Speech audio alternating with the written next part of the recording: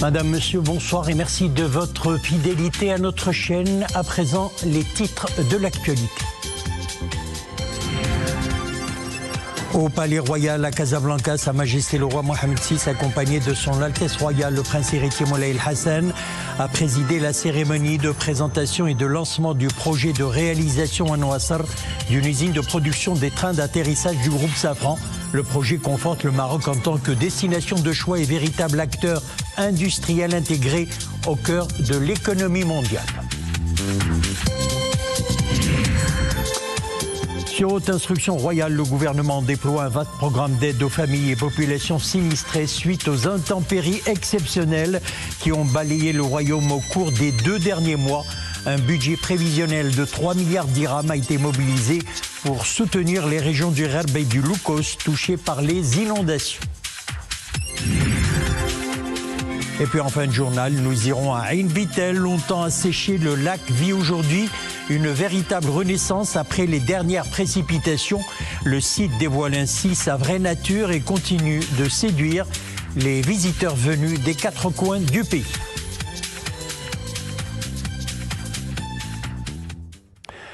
Au Palais Royal à Casablanca, Sa Majesté le Roi Mohammed VI, accompagné de son Altesse Royale le Prince héritier Moulay El Hassan, a présidé la cérémonie de présentation et de lancement du projet de réalisation à Nouassar d'une usine de production des trains d'atterrissage du groupe Safran. Le site industriel sera implanté au cœur de la plateforme industrielle et intégrée dédiée aux métiers de l'aéronautique et de l'espace Mid-Park de Nouassar. Considéré comme l'un des plus grands centres de fabrication de systèmes d'atterrissage au monde, Safran Landing System, l'usine viendra doter le royaume d'un segment industriel des plus pointus, usinage de précision, assemblage de haute technicité, essais, certification et maintenance avancée.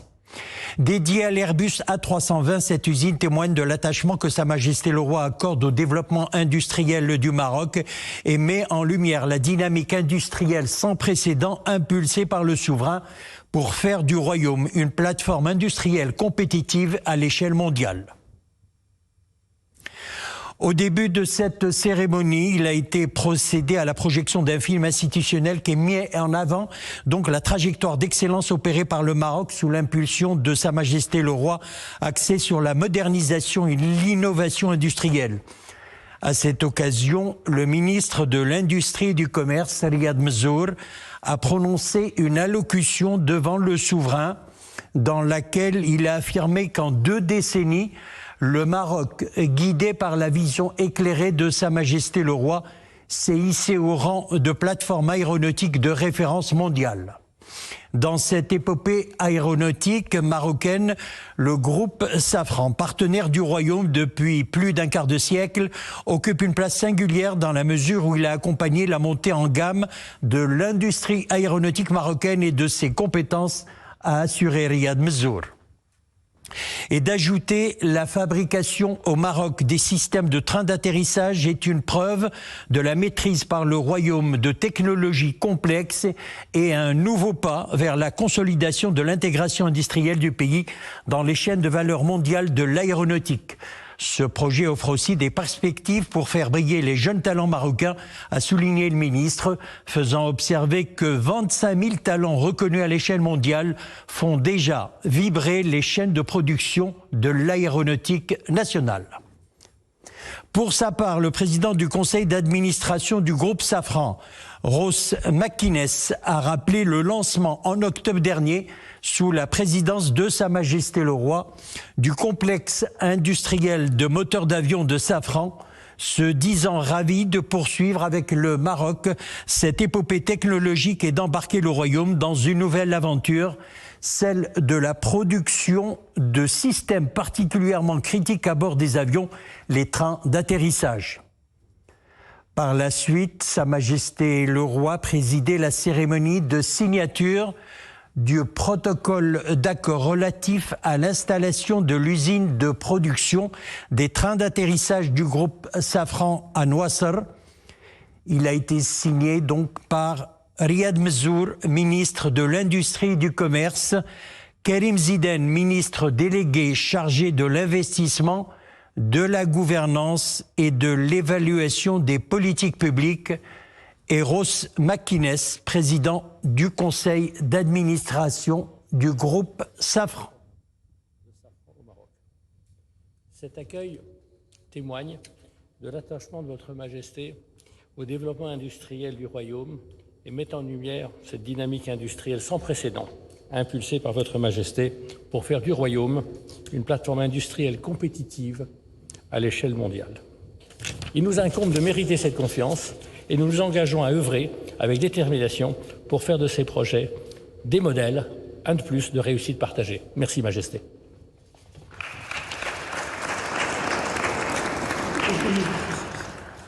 Riyad Mezzour, ministre de l'Industrie et du Commerce. Monsieur Karim Zidane, ministre délégué chargé de l'investissement, de la gouvernance et de l'évaluation des politiques publiques. Enfin, monsieur Ross McInnes, président du conseil d'administration du groupe Safran.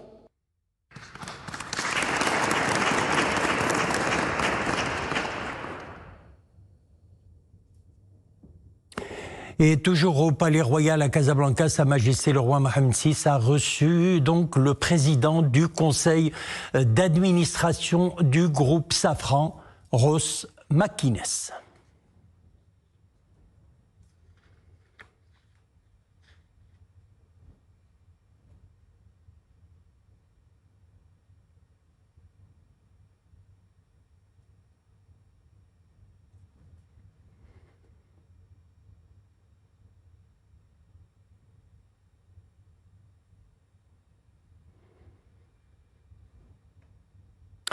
Leader mondial numéro 1 des fabricants de moteurs d'avion, court et moyen courrier et troisième acteur aéronautique mondial hors avionneur, le groupe Safran renforce davantage sa présence au Maroc où il a choisi de s'implanter depuis 25 ans, témoignant ainsi de la montée en puissance de la base aéronautique marocaine édifiée grâce à la vision clairvoyante et au leadership de Sa Majesté le roi Mohammed VI. Je vous propose de suivre les explications de Séverine Chary-Lamotte. Elle est directrice division train et intégration au groupe Safran. Ce site représente un investissement de un peu plus de 280 millions d'euros et accompagnera la production de nos trains d'atterrissage pour les avions courts et moyens courriers, principalement pour accompagner la montée en cadence de la famille Airbus A320. Sur un peu plus de 26 000 m² de surface, nous produirons ici des éléments de trains d'atterrissage et des équipements servant à l'actionnement des trains d'atterrissage. Dans une usine qui sera au meilleur standard de production mondiale, ce site représentera pour nous un élément majeur de notre supply chain industrielle et contribuera à améliorer encore notre résilience et notre compétitivité.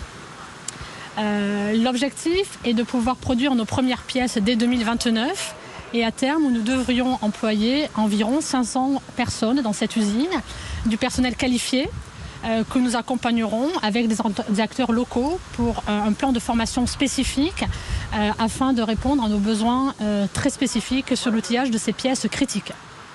Nous sommes vraiment très heureux de compter sur les équipes marocaines et à Casablanca pour produire ces pièces-là, des pièces qui sont des éléments majeurs de nos avions. Nous savons que nous pouvons compter sur la compétence des techniciens et des ingénieurs marocains qui ont une compétence démontrée et avérée dans le domaine aéronautique. Et nous savons pouvoir compter sur les talents marocains auprès desquels nous agirons si besoin de formation complémentaire. Le chef du gouvernement, Aziz Akhnouch, est arrivé à Addis Abeba pour représenter Sa Majesté le roi Mohammed VI au 39e sommet des chefs d'État et de gouvernement de l'Union africaine. À son arrivée à l'aéroport international de Bole, le chef du gouvernement a été accueilli par le ministre éthiopien de la paix, Mohamed Idriss, et le ministre d'État aux Affaires étrangères, Beranou Tsegaye. La 39e, ou plutôt le 39e sommet des chefs d'État et de gouvernement de l'Union africaine se tiendra à partir de demain sous le thème « Assurer une disponibilité durable de l'eau et des systèmes d'assainissement sûrs pour atteindre les objectifs de l'agenda 2063 ».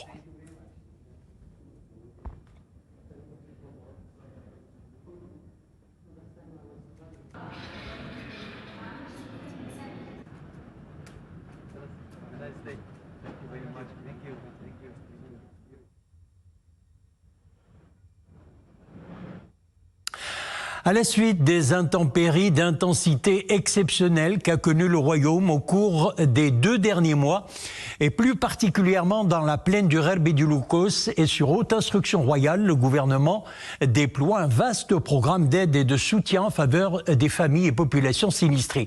Doté d'un budget prévisionnel de 3 milliards de dirhams, le programme s'articule autour de plusieurs axes, notamment des aides pour le relogement, des aides en nature ou encore des aides destinées aux agriculteurs et aux éleveurs. Sophia Fekrout. Les autorités accorderont des aides financières directes aux sinistrés. Chaque famille touchée pourra bénéficier d'un soutien pouvant aller jusqu'à 6 000 dirhams. Une enveloppe de 15 000 dirhams sera également allouée pour la réhabilitation des logements et des petits commerces endommagés. Quant aux habitations totalement effondrées à la suite des inondations, une aide de 140 000 dirhams est prévue pour la reconstruction, précise le communiqué du département du chef du gouvernement. Concernant les aides d'urgence destinées aux familles sinistrées, leur versement débutera dès la semaine prochaine. Pour en bénéficier, le chef de chaque famille devra envoyer un SMS au numéro 1212, précisant le numéro de sa carte nationale d'identité électronique et sa date de naissance. Cette démarche permettra aux services compétents de vérifier la situation de chaque foyer et d'accélérer le traitement des demandes. S'agissant des aides destinées à la réhabilitation des logements et petits commerces impactés, ainsi que celles destinées à la reconstruction des logements effondrés, des commissions compétentes seront déployées sur le terrain. Leur mission, recenser avec précision les dégâts dans les zones déclarées sinistrées. Les personnes concernées pourront, si nécessaire, déposer leurs requêtes auprès des commissions spécialisées qui les examineront conformément à la réglementation en vigueur. Objectif affiché, garantir la transparence et l'équité dans l'attribution des aides. Dans le secteur agricole, un dispositif d'accompagnement sera également mis en place. Un programme de culture printanière adapté aux spécificités des régions sinistrées sera lancé, à l'instar des cultures oléagineuses, céréalières et fourragères. Parmi ces mesures, un soutien à l'achat des semences et engrais afin d'accélérer le rattrapage de la saison et la poursuite des opérations de soutien des éleveurs impactés. Le communiqué précise que ce programme s'inscrit en harmonie avec la haute sollicitude royale, visant à assurer un encadrement et une gestion exemplaire des opérations d'évacuation et de déplacement des populations sinistrées. Une démarche qui repose sur une approche anticipative des niveaux de risque potentiels et qui mobilise l'ensemble des moyens logistiques, à même de garantir le déplacement des populations des zones sinistrées dans les meilleures conditions et leur retour à leur logement dans les meilleurs délais. Écoutons à présent ces déclarations des populations de Qsar el-Kbir et l'Araïch suite à l'annonce du programme d'aide et de soutien aux populations sinistrées décidé sur haute instruction royale. Nous remercions Sa Majesté le roi Mohammed VI pour cette initiative. Nous avons été très heureux d'apprendre cette nouvelle, d'autant plus que nous n'avons pas de revenus stables pour repartir de zéro. Je suis sur le point d'accoucher, j'étais très inquiète. Maintenant, je suis soulagée.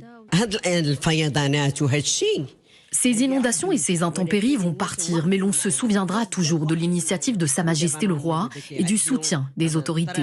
Les routes sont sur le point d'être reconstruites, tout comme les services de proximité.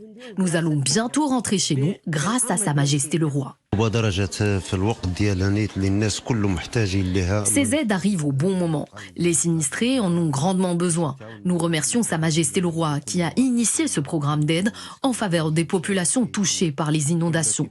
Certains ont tout perdu. C'est une habitude. Sa Majesté le Roi a toujours soutenu les populations sinistrées. Nous l'avons vu il y a longtemps lors des inondations de Dar Gaddari du Gherb. Mais plus récemment, les feux de forêt de Qsar el-Kbir et le séisme d'El Haouz. Et puis dans la commune d'El Houafat, relevant de la province de Sidi Qassam, l'aide à la population se poursuit. Après les crues, les interventions sur le terrain sont soigneusement menées par les autorités compétentes pour faire face aux conséquences désastreuses des dernières inondations. Un important dispositif est ainsi déployé pour répondre aux besoins immédiats des populations déplacées. Reportage Nidal Oujil, Hassan Mandour, le récit est signé Nissil Hamdaoui. Nous sommes dans la province de Sidi Qassem, déclarée zone sinistrée. Ici, l'eau continue de couvrir de nombreuses surfaces. Les autorités locales s'activent pour accélérer la cadence de pompage des eaux des crues de Ouetzbou. Car de nombreux douars sont inaccessibles dans la commune d'El Houafat. Notre équipe a dû accompagner des éléments des forces armées royales à bord de leurs camions pour se frayer un chemin vers les zones les plus touchées par les inondations. Dans la commune d'El Houafat, de nombreux douars ont subi d'importants dégâts, en particulier douar d'Arqawa, où l'eau est montée jusqu'à 2,5 mètres ou 3 mètres dans certaines habitations. Si certaines localités peuvent être accessibles moyennant des poids lourds, d'autres nécessitent des embarcations pneumatiques. Un moyen parmi d'autres mobilisé par les autorités compétentes pour s'enquérir des besoins de la population locale. Pour l'heure, nous continuons de recevoir les aides de première nécessité et on nous a également promis de nous livrer aujourd'hui des bonbonnes de gaz. Outre l'aide humanitaire, les habitants de la province de Sidi Qassem bénéficient également d'une prise en charge sanitaire en cette conjoncture exceptionnelle. Ce dispensaire a joué un rôle central dans l'accompagnement médical des malades pendant la période critique des inondations, malgré l'enclavement de la zone suite aux crues. Nous n'avons pas cessé d'accueillir les malades. Tout le monde est mobilisé, médecins et infirmiers. Quant aux médicaments nécessaires, ils sont disponibles. Et lorsqu'il s'agit de prêter main forte aux cas les plus urgents, ce campement d'accueil dressé dans la ville de Sidi Qassem vient à la rescousse. Nous prenons en charge les urgences. Il y a des malades que nous arrivons à soigner sur place, mais d'autres qui constituent des cas plus compliqués, ils sont évacués vers les hôpitaux provinciaux. Nous nous attelons aussi à renforcer le contrôle et la prévention épidémiologique, car en cette période de froid, les épisodes de grippe sont récurrents. La santé environnementale n'est pas en reste. Un suivi constant est assuré pour contrôler la qualité de l'eau, traiter les points d'eau et interdire la consommation des eaux des puits submergés par les inondations.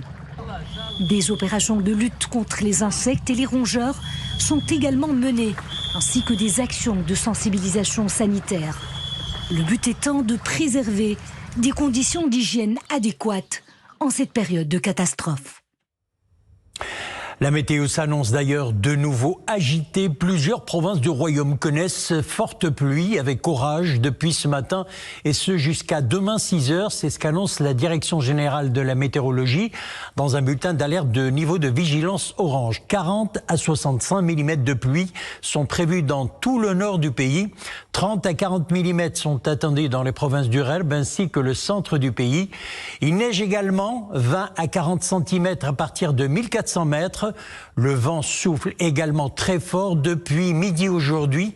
80 à 100 km/h sont concernées les provinces de l'Est et le Sud-Est du pays. Le phénomène prendra fin demain à 23 h.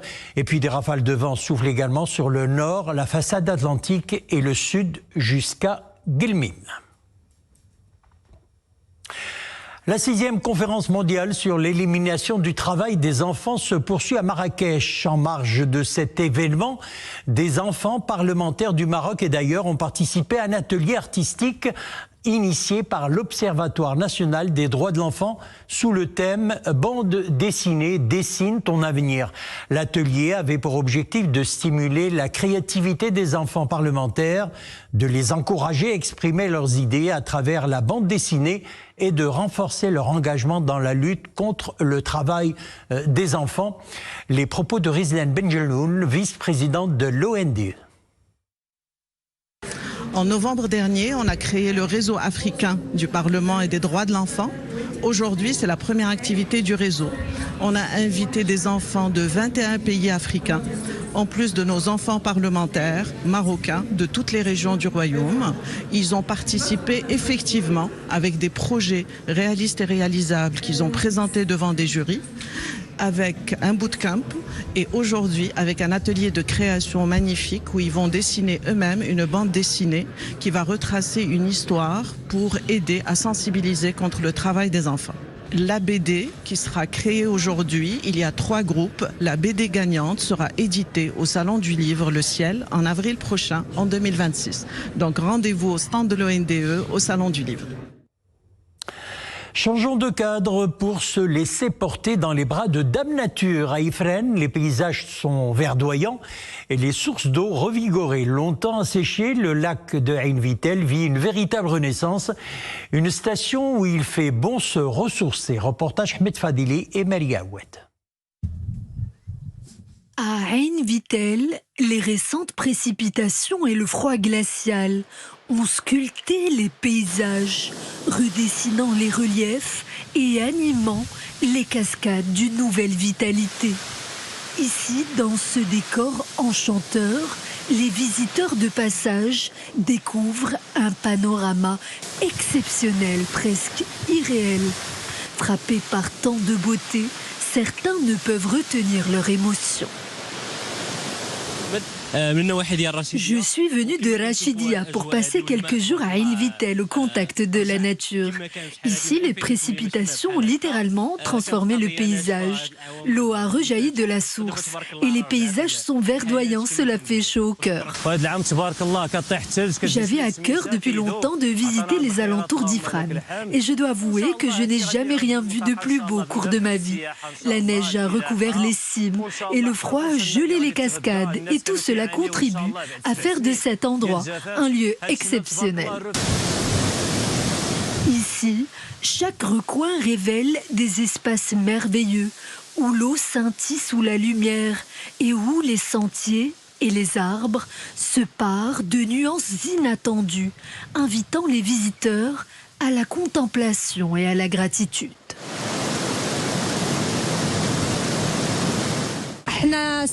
Nous sommes venus en famille de Nador pour prendre un bol d'air frais au contact de cet environnement merveilleux. Car c'est vraiment émouvant de voir à quel point les récentes précipitations ont été salutaires pour la végétation. Tout ce que je vois autour de moi est absolument féerique, sans oublier le ruissellement des cascades qui est impressionnant. Captivés par la magie du lieu et le silence solennel de la nature, les visiteurs repartent, le cœur émerveillé, comme suspendu dans ce décor hors du temps. C'est avec ces très belles images d'Ifrane que nous refermons l'édition. Merci de nous avoir suivis. L'info revient à 20h30. Excellente soirée et à demain.